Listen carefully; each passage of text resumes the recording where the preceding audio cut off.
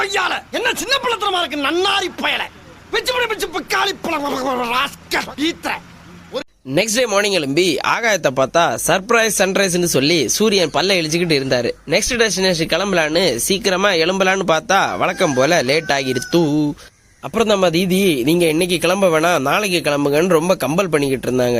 சரி இன்னைக்கு இங்கே இருப்போம்னு பிளான் பண்ணி கேங்டாக்கை சுத்தி பார்க்க போலான்னு கிளம்பி வெளியே வந்தா ஃபோன் ஆகி டங்கு டங்குன்னு ரூமுக்கு வந்துச்சு.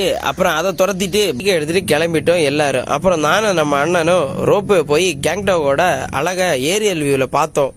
நானும் செம்ம எக்ஸைட்மெண்ட்ல ஜாலியா யாருக்கும் தெரியவா போகுதுன்னு நானும் பீப்பில் பேசிக்கிட்டு வந்தேன். அப்புறம் தான் தெரியுது கூட கேபின்ல இருந்த எல்லாரும் மலையாளி மக்கள்னு. அட பாவமேன்னு இடத்த காலி பண்ணிட்டு நெக்ஸ்ட் டெஸ்டினேஷன் போய் நம்ம சிக்கிம் வந்ததுனால சிக்கிம் மக்களாவே ஆகலான்னு சிக்கிமோட ட்ரெடிஷனல் ட்ரெஸ் எல்லாம் போட்டு ஒரு குங்ஃபு போஸை எடுத்து அப்படியே டெம்பிளை சுத்தி பார்த்துட்டு ரூம் போய் ரெஸ்ட் எடுத்துட்டோம். பிகாஸ் நாளைக்கு தான் இருக்கு ஹெவியான ரைடு.